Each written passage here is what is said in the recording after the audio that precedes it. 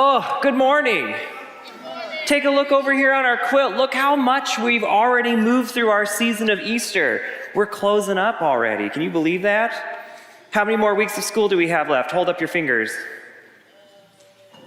Wow. We don't know. 8, 7, 10, 30? Oh my gosh, you're in school forever. That's okay. Well, okay, so today, we often hear this passage read at memorials and funerals. In fact, we heard it just yesterday because it's a message of great hope.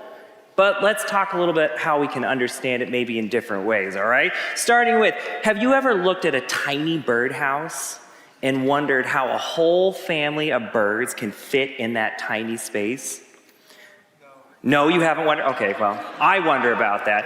How about this? How many times have you tried to shove so many things in your backpack and you're like, how am I ever going to fit all my toys, all my books, all my everything, snacks in this tiny little sack? No? Okay, let's try one more time. How about this? Do we all know what this is? Little matchbox, right? Can you believe that this can light 1,000 candles? The matches in here, maybe even more, but that's just, okay, so now we got that one. Okay, we got that one, all right. So, tiny things are not always what they seem, right? They can hold a lot of things, and I think that's what Jesus is getting at with our story. He's talking about God's house and how there's all these rooms prepared for us. But sometimes the translation reads as mansions, and I don't want you to think about a fancy house with a big fancy pool. Instead, I want you to think about how your heart is this big space that can hold lots and lots of things, right? Lots of big feelings, lots of big emotions, all sorts of stuff. And it has the power to grow and get bigger and bigger and bigger, even though it's about the size of our fist, right? Hold up your fist. This is about how big your heart is, and it can hold so many things in it. In your brain, too. Your brain is also something that can hold infinite things, right? And it's kind of small compared to the rest of your body, right? So, if you think about it, Jesus is saying, I'm preparing a space that's exactly for you. So if you're an artist, it's a space full of lots of colors and messy glitter. If you're a quiet soul, maybe it's soft pillows and the sound of rain.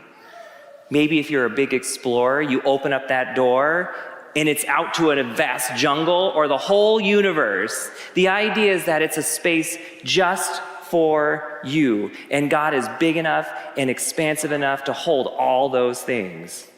Now, here's the second part of the story. We heard our friend Thomas, who doesn't always get it. Amen. And he says, how are we supposed to know the way? And then his friend Philip says, well, yeah, just show us. Just give us the answer, and we'll do what you're asking. And Jesus is like, oh, gosh. Let's break it down a little bit more. So what he's saying is, well, how about this?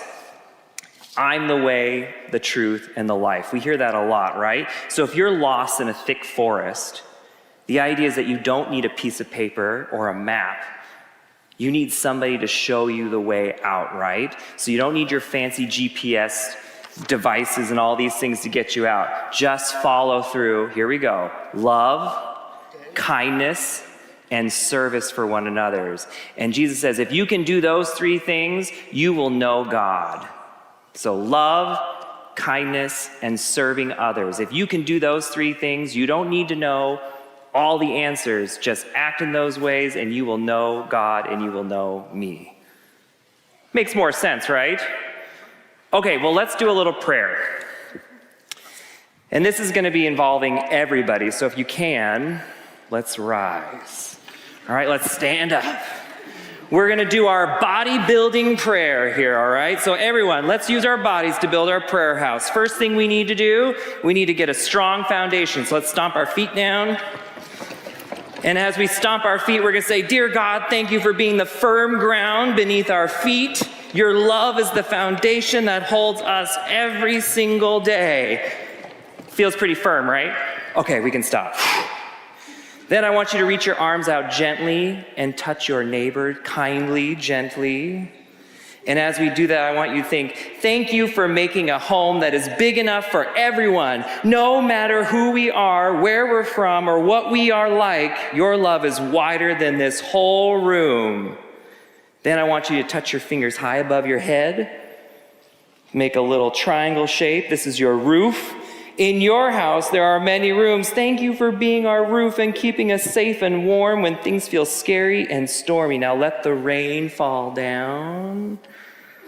Now I want you to use your hands to make goggles around your eyes, and we're going to say, Jesus, you are the way. Help us to see the world through your eyes of love. Help us to notice when someone needs a friend. Help us see. Now I want you to put your hands and form a prayer. Close your eyes. And then I softly want you to open your hands outward like swinging doors. And we say, make our hearts like open doors. Help us to do greater works by sharing your kindness with everyone we meet this week. Come on in. And then we're going to drop our hands by our side, take a deep breath in and out. And we say, amen. Amen. All right, give your friends a high five or a peace sign. You can be seated. And you can go back to the playground or your families.